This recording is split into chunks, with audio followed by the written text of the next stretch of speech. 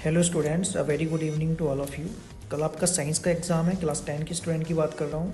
तो उसके लिए बिल्कुल भी स्ट्रेस ना लें और फटाफट से इस वीडियो में मैं इंपॉर्टेंट डायग्राम जो है बायोलॉजी के वो आपको बता देता हूँ। इनको नोट डाउन कर ले और बस इन्हीं डायग्राम को देखें। बहुत बहुत इंपॉर्टेंट डायग्राम है। तो यहाँ से स्टार्ट करते हैं फिर हम। मैंने चैप्टर वाइज डायग्राम यहाँ पे लिए हैं। तो ये जो पहला डायग्राम है, this is from chapter 1, that is life processes. तो ये ह्यूमन रेस्पिरेटरी सिस्टम का डायग्राम है which is very much important. तो इसी डायग्राम को मैंने यहाँ पे आपके सामने ये शो किया है।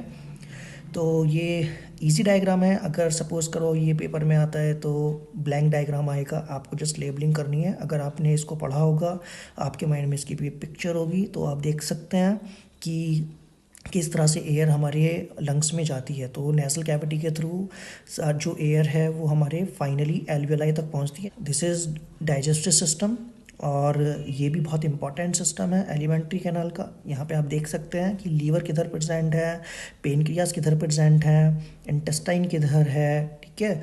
और सारे के सारे फंक्शंस आप हमेशा याद रखें इन ऑर्गन्स के कि इनके फंक्शंस क्या हैं।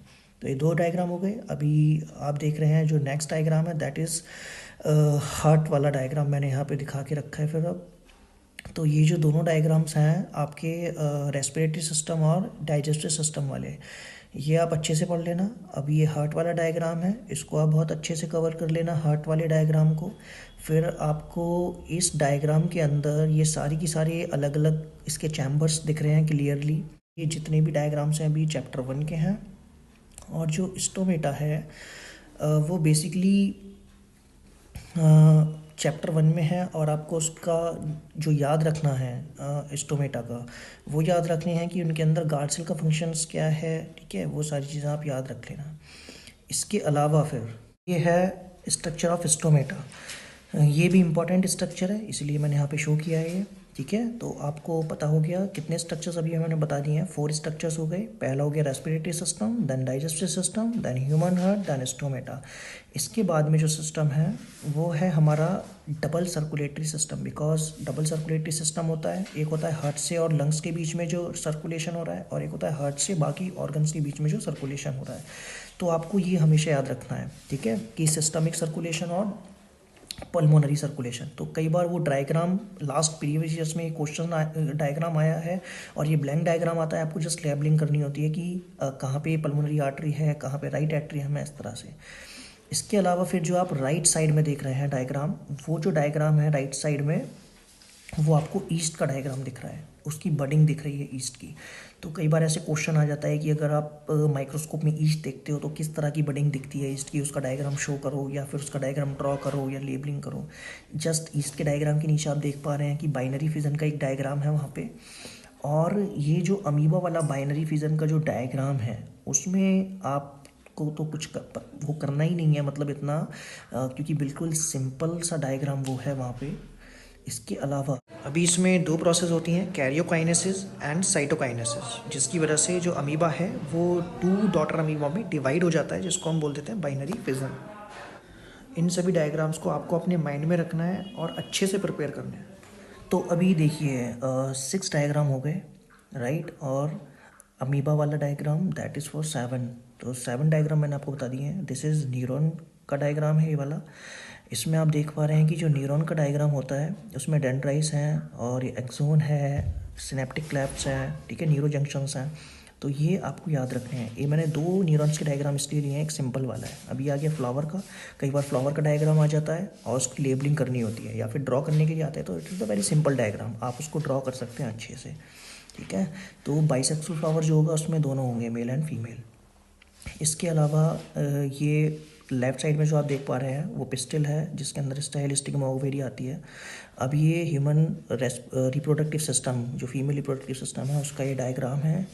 और ये जितने भी डायग्राम्स इसके अंदर अभी तक मैंने आपको दिखाए हैं, ये सारे ही बहुत इम्पॉर्टेंट हैं। आपने अगर अभी तक ये सोच रहे हैं कि कौन सा डायग्राम करें, क्योंकि कल एग्ज़ाम है और बहुत सारा ऑब्वियसली सिलेबस भी ज़्यादा होता है स्टूडेंट्स के लिए, तो आप ये जो डायग्राम्स हैं इन्हीं को अगर अच्छे से कर जाएँ तो बहुत ही ज़्यादा बेनिफिशियल आपके लिए रहेगा। और इसके अलावा कोई डायग्राम देखने की ज़रूरत ही नहीं पड़ती, क्योंकि सारे डायग्राम्स यहाँ पे कवर हो जाते हैं इन सारे चैप्टर्स में, चैप्टर 1 टू चैप्टर 6।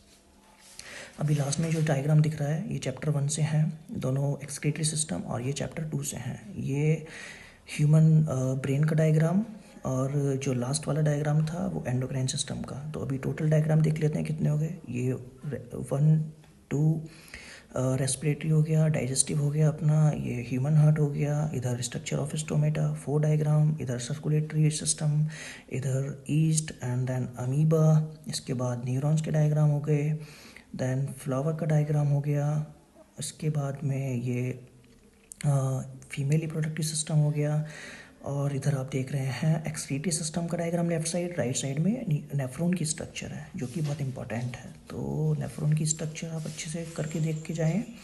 और लास्ट में ये आ जाते हैं लेफ्ट साइड में, पूरा का पूरा एंडोक्राइन सिस्टम है कि कौन सी ग्लैंड्स कहाँ प्रेजेंट होती हैं। जैसे ब्रेन में इसमें दिखाई हैं 3 glands, hypothalamus, pituitary and pineal. और आप देख पा रहे हैं थाइमस ग्लैंड होती है, देन थायराइड, पैराथायराइड ग्लैंड है, एड्रिनल है, पेनक्रियास हैं, ओवरीज हैं एंड टेस्टिस हैं, राइट। और बिल्कुल स्ट्रेस फ्री होकर एग्ज़ाम दें, किसी भी तरह की ये पैनिक होने की ज़रूरत नहीं है, कूल होकर एग्ज़ाम दें बिल्कुल। इसके अलावा राइट साइड में जो डायग्राम है वो ब्रेन का है। ब्रेन का डायग्राम आपको अच्छे से कर लेना है। तो ये सारे डायग्राम्स यहाँ कवर हो जाते हैं। तो इसके अलावा आपको कुछ देखने की ज़रूरत नहीं है, और कोई स्ट्रेस ना लें किसी तरह का। रात को जल्दी सो जाएं, लेट तक पढ़ने की कोशिश ना करें, सुबह जल्दी उठें, अर्ली मॉर्निंग लाइट ब्रेकफास्ट लें, और किसी भी तरह से कोई स्ट्रेस ना लें। और during the time of examination से पहले जब आप स्कूल में अपने फ्रेंड से मिलते हो तो उनसे क्वेश्चन करने से या पूछने से बचें, वो आपको स्ट्रेस कॉज कर सकता है, ठीक है। क्योंकि आपको लगेगा कि ये तो मैंने पढ़ा ही नहीं। आपने जितना पढ़ा है उसको रिवाइज करें, ये सारे डायग्राम्स को बस ज़रूर एक बार देख लें, अपने दिमाग में बिठा लें। Okay, all the very best to all of you.